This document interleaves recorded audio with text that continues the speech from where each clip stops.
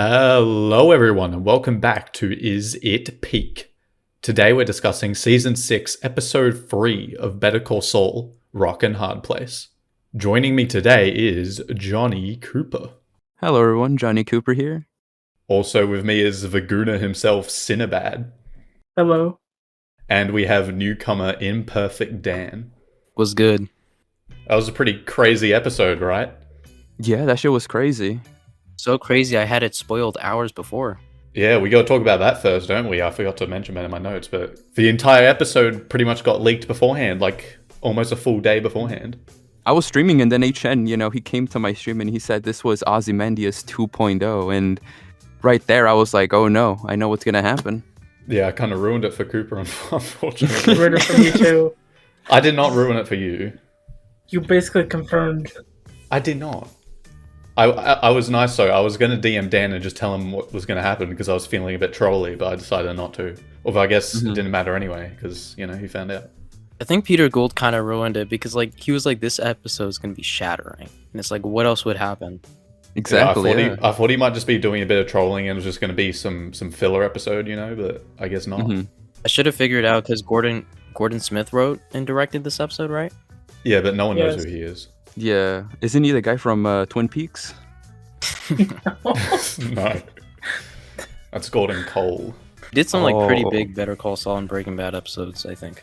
Well, yeah, the only episode of Better Call Saul he's directed was the mid-episode Namaste from last season. Although he, in terms of writing, he wrote Chicanery and 5-0 and one other one, I think. One other big one. I don't even remember those episodes, if I'm gonna be honest.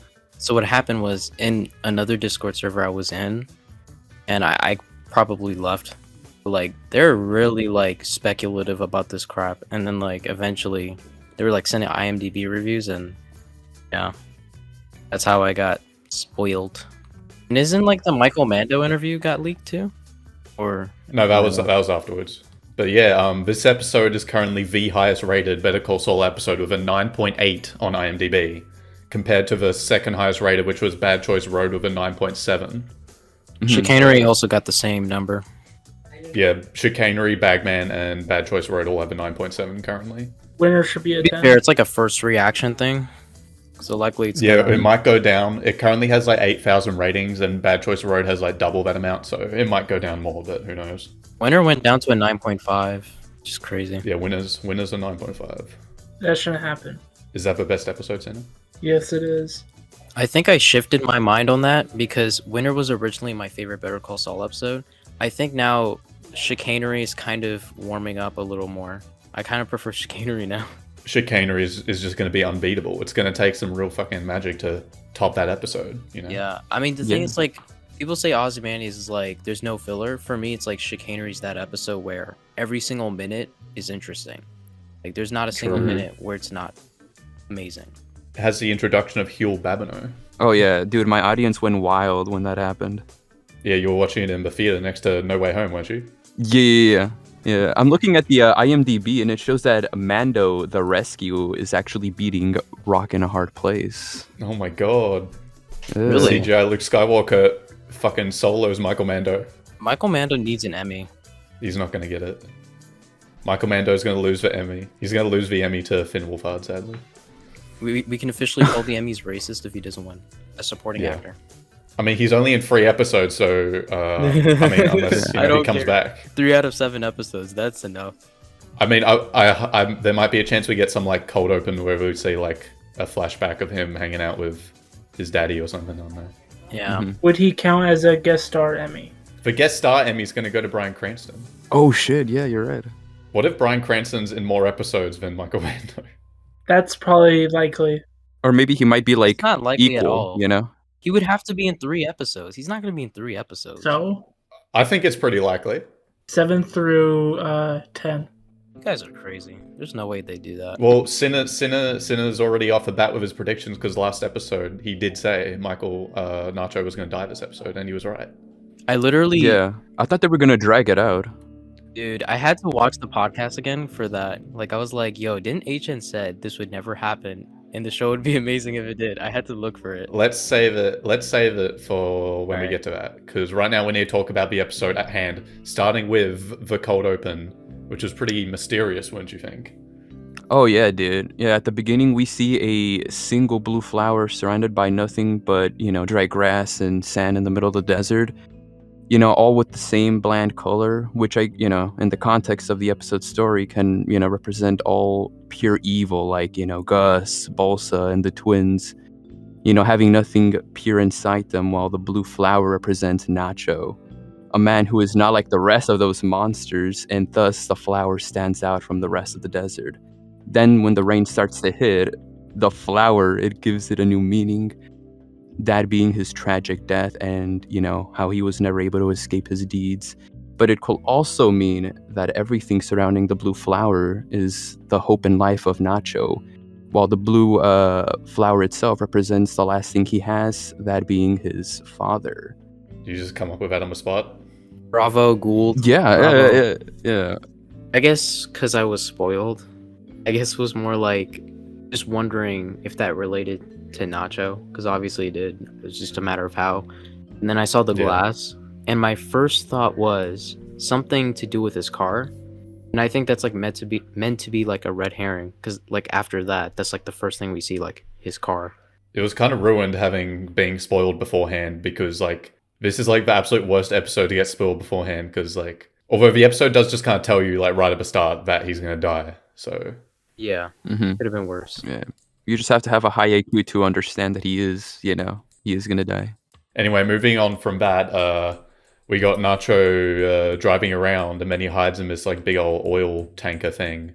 And then the twins show up, and they continue their trend from last episode of being a bit dumb, because they just like completely miss him. Mm-hmm. I've been meaning to discuss this. But like I've been seeing this from some people, but like they seem to just really hate how the twins like they do this thing where they like move at the same time but very slowly.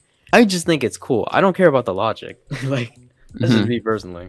I mean, you can be cool while also being efficient, and they're not very efficient in that regard. They're inspired by the Terminator. Everyone's gonna talk about the 1 minute episode. To be fair, Hank had an advantage. That's my defense. And Nacho's like really like they weren't even trying to kill Nacho. They were just like they just shot his like Just what? want to hug him. They just shot his tire and they were like trying to get him. Yeah, okay, sure, but why were they going so fucking slowly towards his car when they could just ran over and just pulled him out and be done with it? I think they're just mentally behind. Do you think they're mentally stupid, like canonically? Maybe. Yeah. Nah. Like, look what happened when they were a kid. They got mentally abused. Yeah, by that bitch Hector. I guess there just hasn't been a moment to me where it's like I'm thinking, hurry up. Besides like when he had a gun in Hank and like he just took forever to get the hammer or whatever it was, a pickaxe. That's when I was like, okay, you need to hurry up. That was like the only moment for me. I think they just want to savor the moment. Yeah, therefore wanted to savor that. But yeah, in terms of the Nacho stuff, is it me or like did you guys like predict like that one of the twins was gonna like look through the whole thing when he was looking there? Because I was like, yo, don't look there. The twin might see you. Mm-hmm. Like literally a couple seconds later, like I just got that right. Yeah, I thought it was stupid for Nacho to hide in there. Why did he even do that? The twins didn't look anywhere else. They just looked in that thing for like 5 seconds and then they just took off. Like Nacho could just hide in some random tree off like just in the background and they wouldn't have found him anyway. We're just poking holes in this at this point. Yeah, just like the little holes that were in the tank. He had to go under the oil. Is that even like, bro? Is that even healthy? Like, how the hell did he survive that? No, it's not. In the Inside Better Call Saul podcast, Michael Mando said he also tried getting Gordon Smith to jump in the fake oil, but he wouldn't do it. Pretty mid-director, honestly. This should have been done by Ryan Johnson. If Ryan Johnson directed this episode, that would have been fun. That would have been crazy. There's still hope. I'm sorry. I don't think so. Yeah, probably not. After that scene, we get Nacho calling up his daddy. I would say before that, I like the little detail, like with I forgot his name, but like he was like, "Yo, you can just take the shower and stuff," and like he was trying to give him money for the telephone. I was like, he didn't even have to do that, but it's like he was just being nice. He was the only person in all of Mexico who didn't want Nacho dead. As I said, H.N. told me before the episode aired that, Nacho had to make a hard decision, so I thought I did not Nacho say was that. going to... Yeah, you did, bro. Yeah. That's in the fucking episode description. It's like Nacho is forced to choose his loyalties or something. Yeah, it's like Nacho makes a choice or some bullshit like that. Yeah, I thought he was going to let his father die, since he was unwilling to leave New Mexico. But of course, that turned out to be the opposite. Yeah, his father's a bit of a cunt, I know. He really hung Nacho out to dry, even though he probably didn't know. Did his father know that was going to be their last conversation? Probably not. He did not know. He's never gonna know. My thing that's really makes me kind of bitter about it is like knowing that he'll likely never understand the struggle he had to go through. Will his dad even know he's dead? I don't even know. Like, will he even be a part of the story? I've seen a lot of people saying in the Reddit prediction thread that, like, they think now, like, Lalo's gonna go after his dad and, like, Mike's gonna, like, have to kill the dad anyway. And it's like, they're not gonna do that. Completely invalidate the entire episode. Whatever they do with his dad, it's gonna be in relation to Mike. Like, usually with these stories, like, they try to connect it to whatever main character. It's probably gonna be, like, Mike either telling him or, like, I don't know, maybe him looking out for him. Yeah, I think at most we'll get a scene where Mike comes in and sits down to him and is like, yeah, your son's fucking dead. Mm-hmm. He died in an unrelated car accident. That would honestly be interesting, seeing Mike having to tell him that. That's gonna be interesting. It is likely. That could definitely happen. It could happen. Mm-hmm. And he says no more half measures and everyone claps. Oh shit! Bravo, Vince. Yeah, Hector knows his father though, so. Yeah, but Hector ain't gonna be telling anyone about it. I was gonna say Michael Mando's acting when he had to call his dad. Like, bro, you could tell he's trying so hard just not to pull out ball. Solo's all Breaking Bad. I think the only thing that's honestly missing is I feel like most of the Breaking Bad crap has like a backstory to it, and the Nacho and Dad stuff doesn't. So it probably doesn't hit as hard as some of the harder moments in Breaking Bad. No, you're wrong. Nacho dying is way more emotional than fucking bald ass Hank dying. Andrea's death was still crazy. Who the fuck cares about Andrea? Then Andrea, I don't know how it's said. So after he calls his daddy, he calls Mike to like negotiate for his father's safety, and Gus goes along with it. Although I'm going to talk about for a moment how I fucking hate Gus, and his entire plan was stupid, and hopefully he learns from this in Breaking Bad, which I think he does. He's gonna get his face blown off. No, I'm gonna be for real though. Like, I think this honestly made me like Gus less, and I didn't. Yeah, think Gus that is was a fucking. possible. I fucking hate Gus now. Like, I don't even know why I even liked Gus to begin with. It was like what, because of Max, I guess. But because he's epic cool guy who blows people up. epic cool businessman. Wait, no, he doesn't blow people up. He blows up. I'm glad Walt killed him. Yeah, but Walt's it's a Walt chat, who's actually, killing for him, that. right? Like, it's not like it's Jesse. It's Walt. So Walt's better than Gus. That's Walt did nothing wrong, guys. Yeah, he was just providing for the family. Yeah, bro. Gus ain't got a family to provide for. They better confirm that he's gay, bro. They better. They're not gonna do it. They have It's to, literally bro. basically confirmed anyway. Even if they don't say it, it just is. Like, bro, like, just say it already. Half the writers' room is homophobic. They probably are. I mean, And woman-phobic. bro, but why would Lalo joke about it? Like, come on, they're aware. They're aware of this. If Vince wasn't in the writer's room this season, then they would have confirmed it. But because Vince is such a homophobe, they're not going to confirm it. Are you saying that because he got a southern accent? No, I'm just saying that because I hate Vince. Oh my gosh. Vince needs to get a job. He created Jesse Pinkman, bro. Come on. He was gonna kill him off in season 1. Nacho Solo's Jesse. Oh, He's really? more manly. He's not a crybaby Hot like take. Jesse. Hot take. Is it okay? It's probably not a hot take, to be honest. It probably isn't. No one still loves Jesse. I would rather the Nacho movie than the Jesse movie. I think Jesse just went through worse. That's why I like him. It doesn't matter because Chuck is better than both. Do you mean like more likable? Or just like a better character? Yeah, both. Anyways, in that scene, like Nacho's really got Gus against the ropes. Like Gus is just he's fucked, as Nacho says, or did he say he's screwed? He said something like that. He says you're fucked or something. Yeah. For a second, I thought Gus Fring was gonna die.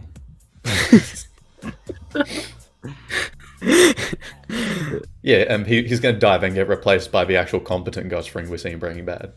Yeah. No, His twin More brother. Sigma. dude. I'm gonna be for real. I thought he was gonna double cross on him.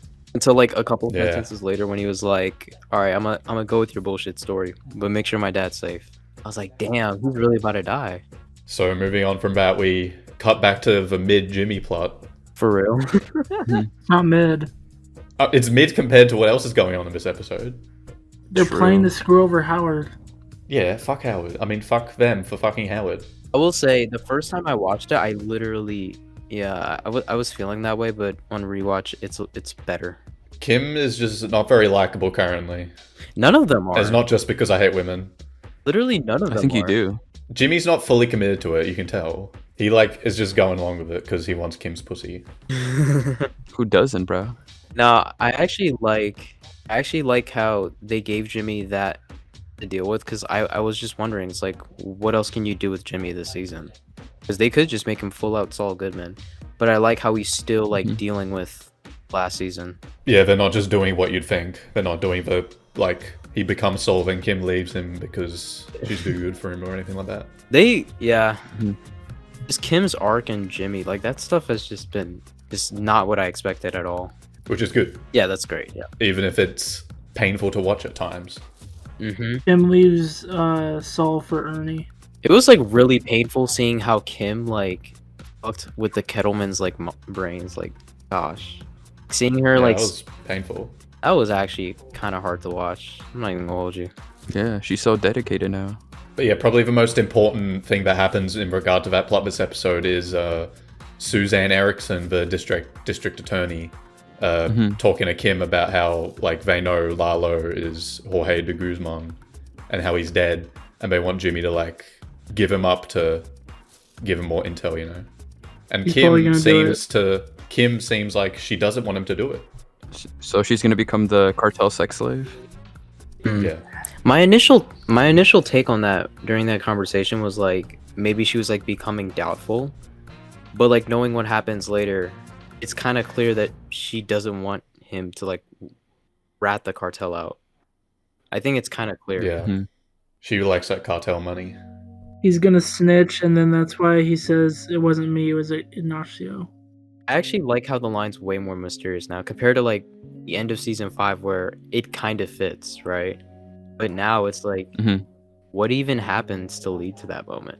Well, some shit with Lalo, for sure. Lalo and Jimmy are definitely going to have another entanglement. Definitely. I hope so. Speaking of Lalo, no Lalo on this episode again. Yeah, he's too mid. The episode preview just completely lied. It had like footage of Lalo and Francesca. Lalo, I think, is going to be in episode 4 or 5, one of those episodes. I mean, he's surely got to be back in episode 4. I think that preview was like a preview of all the episodes of the season, actually. Oh, was it? I think so, yeah. Yeah, because they had that scene of like in the preview of like Lalo like looking all dressed up in like some fancy ass house. I have no idea what's going on there. What's that character that he plays in Hawkeye? I forgot. He looks like him. The swordsman. I don't know. Yeah. I haven't seen it. But I will say Tony Dalton, like everybody was like he stole season 5. Now everyone just kind of forgot about him because of Michael Mando. Well, that's just for this episode. Everyone's gonna fucking forget about Michael Mando next episode and onwards. Yeah, it's definitely been the Nacho show, and up until now, obviously, which is good. Yeah, it's actually good in hindsight because like it gives the other stories more room to breathe, I guess. Because I don't know about you guys, but after the end of season 5, like Nacho's plot was definitely what I was wanting to see continue going forward, Like the most. compared to Jimmy's stuff. Yeah. Yeah, Jimmy's plot right now is it's a little boring, you know. I hope he gets his car soon. I want him to get the fucking car. He probably won't get his new car till like 6B, like episode 10 or some shit. Considering, well, yeah, they had the perfect opportunity. They had the opportunity to get him a new car, but then he just rented some random other car last episode. I didn't realize that. They're gonna make you wait. They fucking tricked me with the season 6 trailer with that shot of a car, but that was just from the episode 1 cold open. So many red herrings. Maybe they just time skip him and he just has the car. That'll be shit. Yeah, I don't think we're gonna see him getting the car. You know, this ain't Han Solo. You know what I mean? Yeah, they'll save that for the spin-off. How Jimmy got the car. Yeah, and Goodman. the thing is, like, I feel like with this show and Breaking Bad, there'll be sometimes these storylines in which like it's around doing this meticulous thing, and I'm most likely that person that's a little confused. and this was kind of an example. Like the whole like scam they pulled off. Like I had to rewatch it, and then like it made more sense to me. I don't know what a valet was. I wasn't really paying attention to that part because I was like falling asleep because I wanted to get back to the nacho stuff. But you know, Huel stole someone's keys, and then some guy did something. No, I know now. they stole Howard's keys, then copied. So I thought the valet person was in on it. I thought the valet person was in on the scam, but he wasn't. It seems like that would have been way easier. I thought they were gonna use Bill Burr for that character, but instead they just got a random character for that. Well, some people role. are predicting that the local pro next episode is going to be Bill Burr. It's either Bill Burr or Wendy. Bill Burr And would it's be gonna be so Wendy. cool. I need to see him. What is Wendy a local pro of? She just Fucking blowjobs. prostitute. Well, she is. Okay, to be honest, other than Nacho, I would say Huel stole. Besides Nacho, Huel stole this episode. I liked what Huel said. Well, yeah, we got to talk about We'll get to that. the big scene this episode that everyone's talking about. Of course, I'm talking about the return of Huel Babineau. Oh yeah, that shit was crazy. Yeah. Yeah, he pulled the chicanery thing again. He bumped into Howard, took his keys. Valet person. Oh wait, no, not Howard. valet The valet guy. hmm Silly me, because Howard would have recognized him. Yeah, I just really like his involvement, and like, I don't know if we can talk about this already, but like, again, that conversation with Jimmy, I really love that, especially that it's coming from him, like, of all people. Him telling. Well, yeah, we'll get to that in a second. Okay. I just want to talk about that entire scene, that little scam thing, just that little vignette of that thing. I really liked that, especially the part where like he's like running down the stairs and it's like a long take and then like transitions back into like the copying the key thing, like real smooth like. I don't know if you Yeah, noticed that. Yeah, that scene was great and the music was really good as and the well. little joke where he was like, he's not like, he was doubting whether the valet person would come down the stairs really fast, and like right when they finished, it's like, oh shit, he came in fast. That man is dedicated to his job, Oh yeah. doing all that for $7 an hour. Right. The next episode is titled Hit and Run, and since that whole heist with Huel Babineau happened, replicating Howard's key, do you think they'll hire someone to drive Howard's vehicle and run over someone, and then blame Howard for the incident? I don't think it'll be as drastic as literally running over someone. I think they're gonna run into Howard's car, like the pilot. But yeah, that scene that Dan was talking about where Huel, asks Saul, like, why is he doing all this shit? And Saul does not seem entirely convinced by his explanation. Yeah. He's trying to convince himself. Yeah, this is giving us more in-depth to Huel and Saul's relationship. Yeah, Huel and Saul have the most stable relationship in all of Breaking Bad and Better Call Saul. Because they've never once had beef. He seemed pretty annoyed at Huel a couple times in Breaking Bad's later seasons. Like going to the bathroom. When Huel just didn't give a shit anymore. Dude was like, bro, you have good money. You have legit money. Like, why are you doing this? He snitched on Saul in Breaking Bad. Oh yeah, he did. Oh yeah, the biggest betrayal. Huel isn't a real one after all. Because the scene after the Huel one, or before the Huel one, was Nacho's last meal. Oh yeah. Oh shit. He had that nice little chicken. Very meal. Jesus-like, the Last Supper and everything. This episode's just showered in Religious that crap, kind yeah. of crap. Spiritual crap. Similar like when Jesse was a sacrifice. Jesse was. Oh yeah, that video was like Jesse was like Walt's Jesus Christ or some shit, or some whatever that Yeah, interpretation. he died for his sins. He died for his sins. Yeah. I have not Died heard for about Walt's this. sins. Wait, what? It's like What are we it was talking from a about? video called The Take, and it's called Jesse Pinkman lived for your sins. It's not. It doesn't sound as cringe as you think. What the It's not as fuck? cringe as it sounds. Yeah, I don't watch many Breaking Bad video essays because they're always just really like weird and pretentious. I just don't like them. The only good one is the one where Walter White did nothing wrong. That's the only good one. You really like the Oh, yeah. troll videos. I so wish I came up with that myself. I could be a millionaire right now. That video had a lot of views. Like, damn, I wish I I had don't some of know, it that. has like over 1 million. HN secretly runs that channel that said Better Call Saul's overrated. Yeah, that video is terrible. Which video? It was so The funny. Better Call Saul is kind of overrated. Dude, video. he went on a rant about how Breaking Bad won less Emmys than Better Call Saul, and that's like objectively incorrect. Like, didn't Breaking Bad win way more Emmys? Better Call Saul has not won any Emmys. He didn't win shit. Nothing. Well, maybe if Better Call Saul was just a good show, it would have won some Emmys by now. Exactly. Like, Breaking Bad had like 50 Emmy nominations, I think, and then Better Call Saul has like 39. Yeah, but no wins. Yet. Gonna get more after these 2 seasons. It's gonna be hilarious if it still doesn't get any. The only Emmy it's gonna get is Walter White, guest star actor. Oh my god. That'd be funny. And Giancarlo Esposito for supporting actor, because I always nominate him for some reason, even though he's like the worst character in the show currently. Oh come on. Exactly. He's a good actor though. He's an amazing actor. Yeah, but Gus has just been like worthless his entire show, except for like season 4. But he's like a background character. He's main cast. Okay, yeah, he's a main cast, but like some Better Call Saul characters are literally just there, like Tyrus. What's Tyrus there for? For Tyrus isn't main cast, is he? Okay, okay, you Like win Lydia. that. You win that. If they don't have fucking Tyrus up there with Bob Odenkirk. It's just for Sorry, Breaking Bob Bad Odenkirk, references. Tyrus. It's just to shape Breaking Bad. Speaking of that, isn't it like Tyrus is always around with Victor in Better Call Saul, and then in Breaking Bad, Tyrus doesn't show up until Victor's dead. No, Mhm. and the thing is, Tyrus was just on a holiday. I would say the one episode where it's actually good in terms of Gus was like Decidio Max or something. I don't know the name. Dedicado Amax. Dedicado. It's like Audio. when Mike, yeah, that episode was actually pretty good for Gus. For Gus, it was really good. Yeah, that episode's alright. I don't even remember what happened in that episode. I'm gonna be honest. Yeah, that was in the mid section of season 5. Gus and Mike were fighting, As always. and Mike was feeding the chickens. Didn't like Mike got beat up by a bunch of thugs, and then Did he actually feed chickens in that episode? I don't know. There I don't was think a he did. chicken there. They had Wendell for chicken show up again. Do you think that meant something? You know, Mike feeding the chicken. You know, Gus chicken. You know what I mean? Bravo Vince. Yeah, he's feeding Gus's chicken empire. Bravo Vince. Interesting.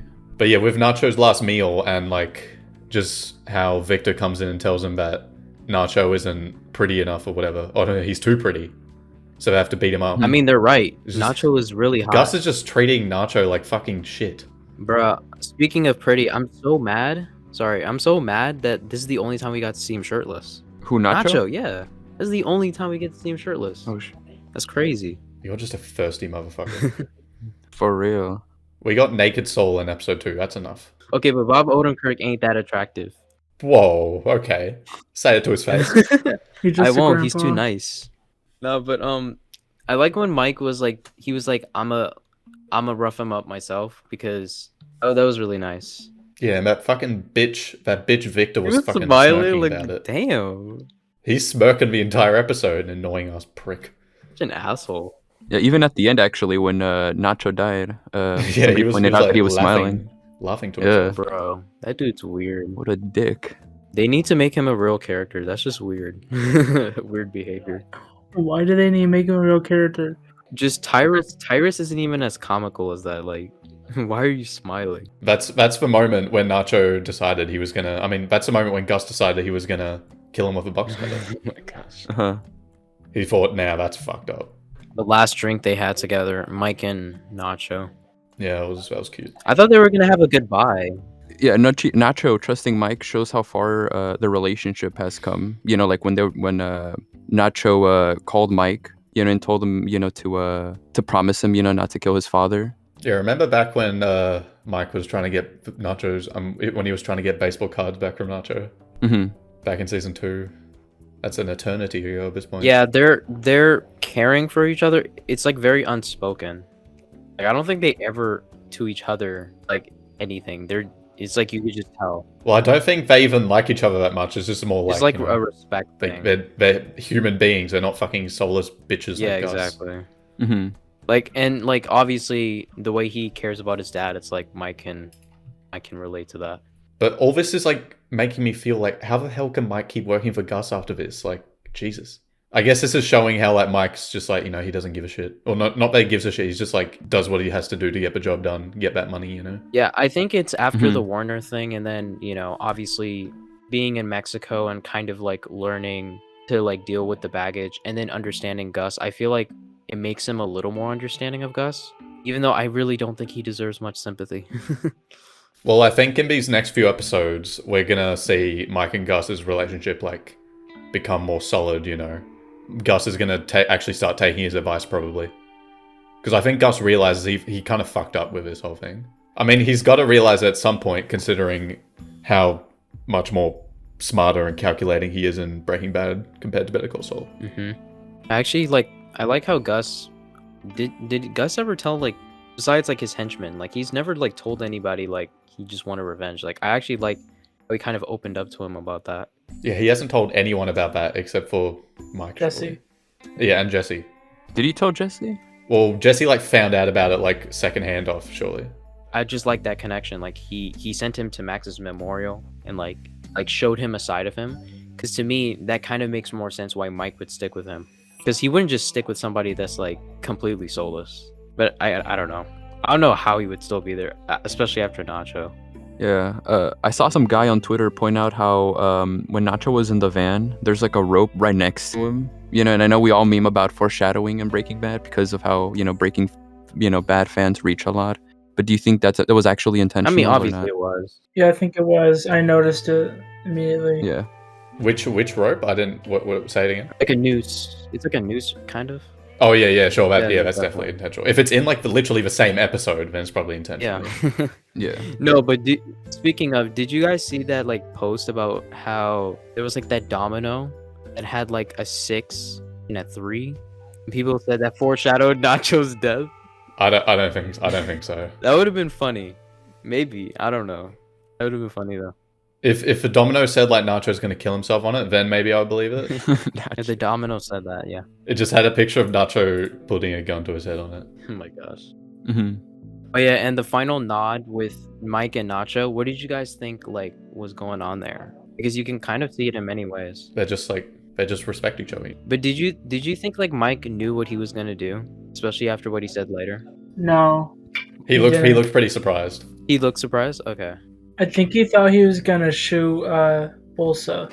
Yeah. Well, yeah. When during that scene, Mike says like, "Do it." Yeah. And Yeah, like, he thought he was gonna shoot Was he him. saying do it to shoot that's what Bolsa I or was to kill saying. I himself? was like, because if No. he shot Bolsa, what It's would Mike have definitely done? Bolsa. Yeah, like if he kills Bolsa, that just seems like a fucking terrible idea. I mean, obviously, yeah, but Then everyone is shot, and then Mike just starts sniping off everyone. Dude. One by one. Yeah, I'm sure Yeah. Gus will love that. just kill Gus. Just kill Gus Bro. right there. I mean, Kill them all. he would love Yeah. that if he left. Bro, who Hector cares alive. about Gus? Mike can hide from the cartel. Who cares? Just kill Gus.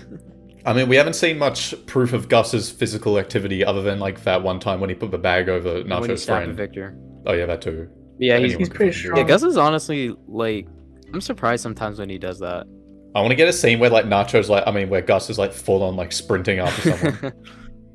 Like he'd run like the Terminator. He'd run like the T-1000 in Terminator 2, like super precise. Gus did had a Terminator moment in season 4, like when the cartel, they were pointing guns at the henchmen and he was just walking through.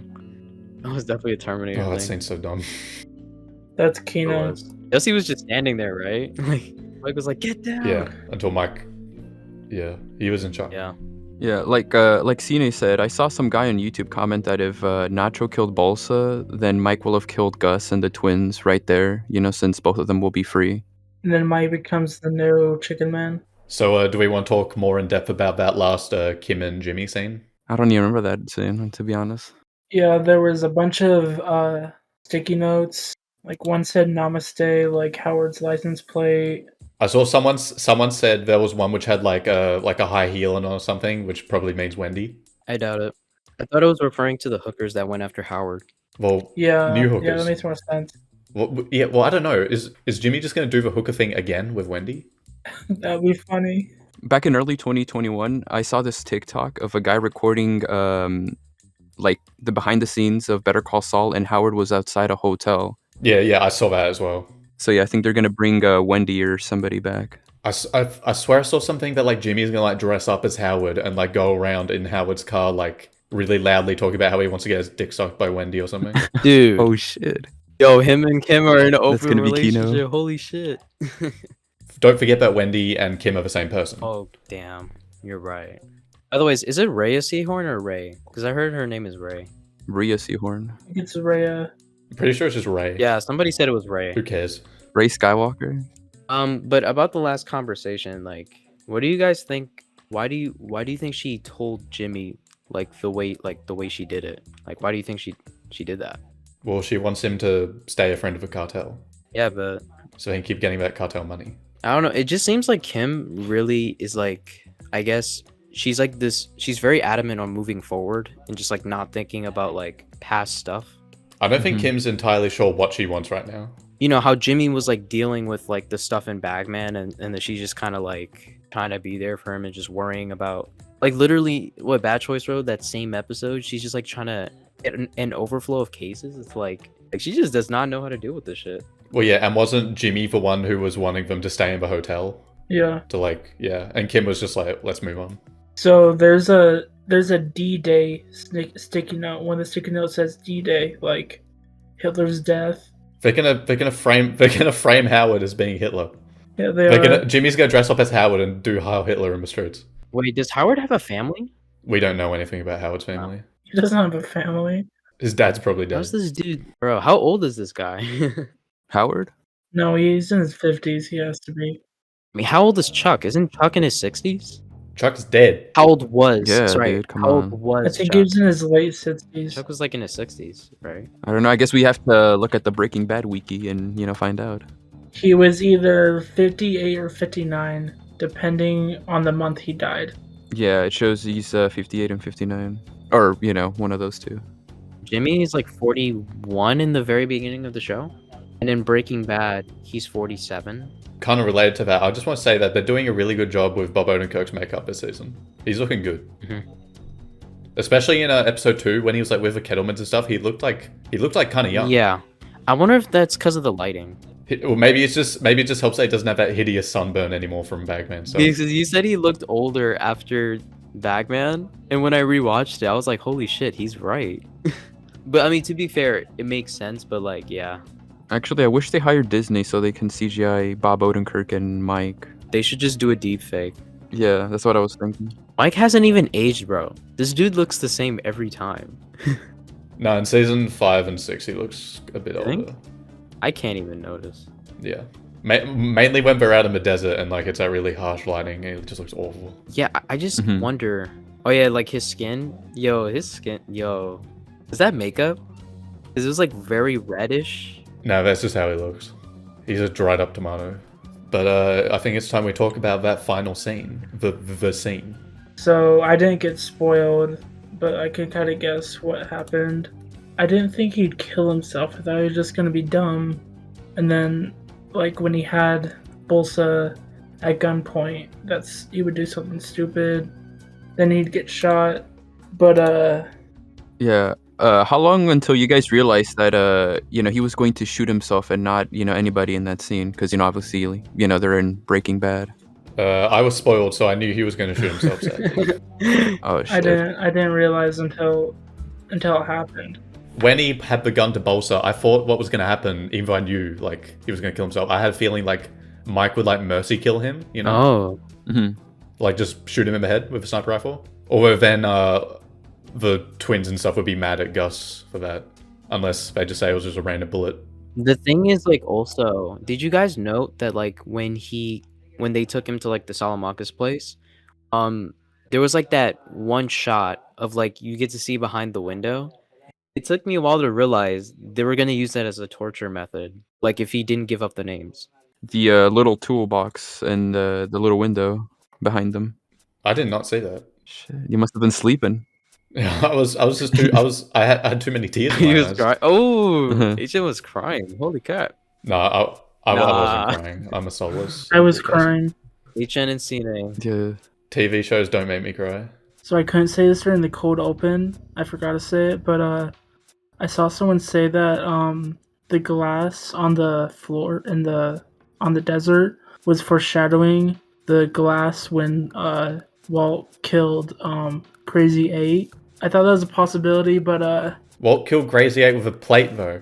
that's for some people thought it's foreshadowing the events of that. Yeah, it's but not. Vince Gilligan debunked it himself on the podcast. You fucked up when Vince himself says no. Breaking Bad fans be reaching. Well, the thing for me was like when I seeing it all go down, it was just a matter of how it happened that I was a little surprised. Like when he had the gun pointed at Bolsa, when they kept building, like they waited and he was just like looking around. I was like, wait, he's gonna kill himself, isn't he? And then I hate being right. Well, I just want to talk about how that was an amazing scene and it was awesome and it was like the best scene ever. But kind of sad that we're never going to see like Lalo confront Nacho like in any way Yeah. for what he did. That's the main missed opportunity for me, at least. That's the one problem I have. No resolution to that like side of the story. I guess Lalo's just going to find out Nacho's dead and it's a bit like, okay. I wonder how the cartel stuff is going to be as interesting now that Nacho's out of the picture. Because like what made it interesting, it was like it was Gus, Nacho, and Lalo. It was like between the three, and then now that Nacho's out, it's like it's just Gus versus Lalo now, and like we know that Lalo's gonna die eventually because there's no fucking way he survives this show. yeah. Yeah, everybody thought Nacho will die by Lalo, and the whole season would just be a cat and mouse game, but they never actually see each other after the end of season 5. Yeah, I really thought there was gonna be more like Nacho being this like tug of war between like Lalo and Gus, and like they're both trying to use him in some way, and eventually he might like get the upper hand and end things his own way, but guess not. He just fucked up. I thought Gus was gonna kill Nacho. If he did, I would have fucking hated him. Can I just say the best part of the death was how they did it? That was honestly the best way to do it. Well, yeah, it was awesome. That fucking speech. His speech, yeah, that was so good. That Tyrion trial moment. I know, was it is sick. so Kino. Peter Dinklage in a hole after that. Man, like just seeing how he like went on, like his rant, it kept getting more suspenseful. Like at first he was just like, "Oh, I was hired by people in Peru," and then like Hector like pointed at Gus, and I was like, "Oh shit, what's gonna happen?" It's like I didn't expect that. I was like, "No, this was just go one way," but like knowing they did that, it's like they're gonna do something else. And then like Nacho goes on that rant, and like how they paid off, like the whole like he was stuck in the chair thing. Did you guys expect that? Well, I was spoiled by I fucking that. love that part. That was amazing. The Virgin, I watched Jane die versus the Chad, I put you in that chair. And he's like, I hope you'll think of me. I was like, yo, get his ass. Yeah, he sounds so fucking vicious when he was saying it. You twisted fuck. Bro, the way he did it, His voice was super deep when Hey. he said that. dude, it was like Yeah. it was like his character in Far Cry, bro. Like he was straight. He sounds just like his character. A lot of people are saying, why didn't Nacho kill Juan Bolser, the twins? And of course, besides, us knowing that they survived Breaking Bad, him not doing it is supposed to show how, he's not taking orders from anyone, in that final moment, If he were to kill Bolser, the twins, that will have gave Fring satisfaction. And, vice versa, if he were to do it to the twins, to Fring, So he decided to go out on his own terms, finally free to make a choice after being, quote unquote, held captive for over 2 seasons. Well, like Gus like owes Nacho big time for that because he played that role to perfection. Like, Oh, yeah. he definitely sold it that he was working for Alvarez instead of Gus. I mean, obviously Hector knows that it was still Gus, but I actually like how it didn't go the way Gus expected. Like you can even see it in his face. It's like, what the hell are you doing? Like, and there was even that second, and I don't know if you guys agree with me, but I feel like he was fucking with him. I feel like he was. Who, Nacho to Gus? well, yeah, absolutely. It's like just how they paid it all off. Like he just like, like his hatred of the cartel, because like we didn't get to see that like on display. We've never get to see his like really how he hates his position in the cartel. But like, Well, yeah, this is the first time the whole show is just he's just been like straight face, like all internal, and this is like the only time we ever see him just fucking let it out. see, yeah, that's exactly what I like about it. Damn, he took the words. Yeah, that's exactly what he's gonna say. Yeah, I saw this one guy on Twitter say that Hector let Walter put a bomb in his wheelchair, so that he can go out like Nacho. That's actually true. No. I believe No that. way. I was gonna say, I think the Nacho confession is definitely a lot like when Walt was like, "I watched Jane die." It was a lot like that, except it's more satisfying. In Walt's case, that's like one of Walt's lowest moments, and for Nacho, that's like his like final like stand or whatever before he murks himself. What are Walt's highest moments? Fucking Skylar. Oh, yeah. You mean the rape? No, when they fuck in season 4. You're the one who brought up a rape, bro. That's weird. The rape? Remember when Skylar had that green shit on her face? Oh, yeah. Yeah. It was early season 2, I'm pretty sure. He was getting a bit touchy. That was definitely top 10 Walt badass moments compilation. Yeah, some say that that's when, Heisenberg was created. I know Breaking Bad gets constantly memed for like how they make some of their characters look badass, but I like how even, especially with Better Call Saul and Breaking Bad, I like how they can make their badass characters look so silly sometimes. Do y'all remember like when Walt got police sprayed or some shit? Walt's just like he's like a cartoon character in terms of how just pathetic he is at times. Early season 3 is so funny. That's part of the reason why season 3 is the GOAT season. And when he throws the plant in Ted's office, or tries to. That's one of the best Breaking Bad scenes. Fuck like him killing people with machine guns. That's what I like in Breaking Bad. To be fair, he was shooting Nazis, so you could be happy about that. Wow. Nazis bad, wow. But he killed Todd. Okay, but Todd, who the fuck, who likes Todd? I'm a Todd fan. This is Sinner's on record saying he's a fan of a Nazi character. Honestly, can I be real? I can't even tell if Todd is meant to be like intentionally manipulative, or is he just not aware of that? I can't even tell. He's like a sociopath. Like he doesn't understand. He just doesn't know any better. Anyways, back to Better Call Saul. Continue. Oh yeah, what's that show? I haven't heard of that show. Has anyone heard of that underrated indie gem, Better Call Saul? That Nope. underrated gem with the even is that? underrated scene where Mike is very moved by Nacho's death and how he walks away. I would have preferred if they ended the episode just on Nacho's corpse. So I didn't think they needed that last shot of Mike walking away. Wasn't the last shot the flower, though? No, it wasn't. The last shot was just Mike walking off. Well, yeah, it's good that we saw his reaction, but then it should have cut back to like some like close up of something, you know, something artistic. Like maybe we see like a flower beginning to bloom or some shit. I don't know. I thought the final shot was Hector shooting.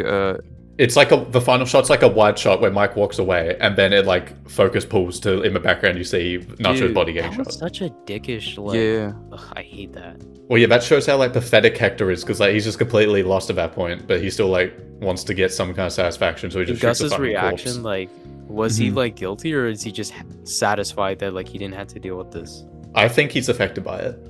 Maybe not. He's not like sad that Nacho's dead or anything, but he's definitely like, damn, like I got to do better next time, because his plan had a lot of holes. This was definitely the one time where Gus's plan, actually two times where this is the second time where Gus's plan actually kind of blew up on his face. What was the first time? Yeah, when he sent 50 of the worst, when he sent the worst hitmen in the world to I go didn't kill even think Lalo. Lalo was that skilled. Oh, yeah. I was actually kind of surprised. If they were just cartoon characters. Well, it does help that Lalo had a cartoon tunnel under his house. And he climbs through a vent, like not even a vent. It's like Oh a my ceiling. gosh. When he killed Lalo's that dude just in too season cool. Like 4, he's a superhero. it's so random. I didn't actually think he killed the guy. I thought he Ugh. just knocked him out or something. Well, yeah, that's like, isn't that like the first time we see Lalo like do something really bad up like at that point? Because up until then he's just like cool guy. I mean, that was his like third episode only. That was episode 9, wasn't it? And he was introduced at the end of episode 8. Lalo's introduction is so fun. I love Or it. maybe it was the finale. Yeah, I think it is the finale. Yeah, because Winner is just so fucking excellent. Well, I just have one more thing to say before we talk about our final thoughts. This is officially the second episode Yes. to not use the normal end credits I love music. it. I love it. Oh, yeah. The thank first God. being Chuck's death. Yeah, I hate that jingle, bro. God. That song's so good. I love that. Sometimes they just like, I feel like they need to change it up sometimes. It doesn't work with every episode. No, yeah, I like because it. sometimes it like the episodes end on a dark note, and then they just play that stupid little jingle. It just ruins the moment. No, it's cool because it's like a remix of the Breaking Bad theme. No, it's if you haven't not. noticed, Really? it's like kind of the same notes in a way. All right, I'm gonna have to look that up. It's a great song. I like it. Although you're right, they probably shouldn't play it at the end of every single episode. Although it's good because it gives when they do change it up for the Chuck and Nacho episodes, it's like really impactful. It's like, damn, that was an episode. I predict they're going to do it 2 more times this season. Yeah, probably like the end of this season, maybe. Well, there's going to be one more massive. There's going to be another like massive like earth-shattering episode at some point, and they'll do it for then, and then they'll do it for the finale. I think. Do you think the cartel stuff is just gonna be like gone at that point, and it's just gonna be like the Jimmy Kim stuff? By the Breaking Bad timeline? Yes. Like, is it just gonna be Jimmy focused? Like, do you guys think the cartel's gonna still be there? During Breaking Bad timeline, absolutely. Yeah, but I don't think it's gonna focus on it that much. I feel think like Lalo's still going to be alive during that period. So if he isn't, then I don't know. it's really interesting because the show's in a position where it's not like other prequels where it's like it doesn't like end. Most prequels don't even end with like trying to be in the original thing. So it's like, I wonder how that works. Don't forget Rogue One, bro. I'm just wondering. It's like this can go wrong in so many ways. Like there's so many ways this can go bad. You can trust Vince and Peter. I know. It's just I they're in a very trust unique Peter. situation. Very unique No, situation. No, Vince is a bit dodgy to me. Vince did El Camino, don't forget, which I like El Camino, but a lot of people don't. That was a 100% Vince product. And El Camino is very well shot. It has the same cinematographer. Is it the same cinematographer for all the episodes of Better Call Saul? I'm pretty sure. Or like at least for all of like a season? No, seasons 1 through 5 was the same person, right? I thought it would have been like different cinematographers of different directors. By the time it was season 3, they had the same cinematographer. If we're gonna talk about the technical aspects, not the expert here, but I like how season 6, there's not as many like nighttime scenes as like season 5, but it's more vibrant. Yeah, season 5 was fucking dark.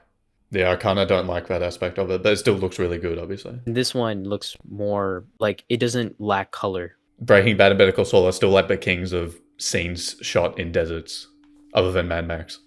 Yeah, forgettable movie, honestly. That show was a snooze. Shut up. True, Johnny. The color grading Shut up. comparing to Better Call Saul is like light and day, or night and day. I said light and day. Yeah, you did. You're an idiot. All right, we need to wrap this up. Final ratings. What Sinner rating out of 10? Go. It's 10 out of 10, one of the best Better Call Saul episodes, and just Breaking Bad universe episodes. Right, Dan. Rating. I don't rate episodes, but it's an amazing Better Call Saul episode. It's definitely one of the best. Man, aren't you a fucking pretentious little bitch? All right, Johnny. Rating. 10 out of 10. 10 out of 10. It's a 10 out of 10 for me as well, I reckon. Yeah. Very Kino. It's Kino approved. So guess we'll be back next week to discuss episode 4, Return of the Mid. Oh yeah, yeah. This shit's gonna be a snooze. Are we gonna finally get that fucking boxing match this episode? Actually, I don't think I even saw that in the preview. I don't think so. Maybe not. They didn't show any boxing thing. Yeah, it wasn't. I also did not see Lalo in the preview, so this is yet another Lalo-less episode. And, actually, Kim saw like this guy in a fancy suit, and she was like, "Are you following me?" I thought that was not Lalo. Yeah, someone said that's like one of Mike's guys. Apparently, he's like the same guy he's like breaking into Nacho's safe in episode 2 as well. It's like that guy. Apparently, yeah, that's going to be the main thing for Kim that episode at least. Any predictions for tomorrow's episode? I mean, next week's. Howard's gonna kill himself. Don't have like a strong prediction, except I'm just glad we're having a Jimmy and Kim focused episode. I feel like we need that after with Nacho. I think the twins from season 1, the Skater Boys, are gonna return, and they're gonna do the hit and run for Oh Jimmy. my gosh, they have to. I agree. It's so fun. I agree. I saw someone also say that this could be when Saul's film crew returns to like film it. Oh shit, let's go. Oh my goodness. This is gonna be good. If it is, this is going to be peak. Kino. Let's not get too hyped up though, in case it's just boring.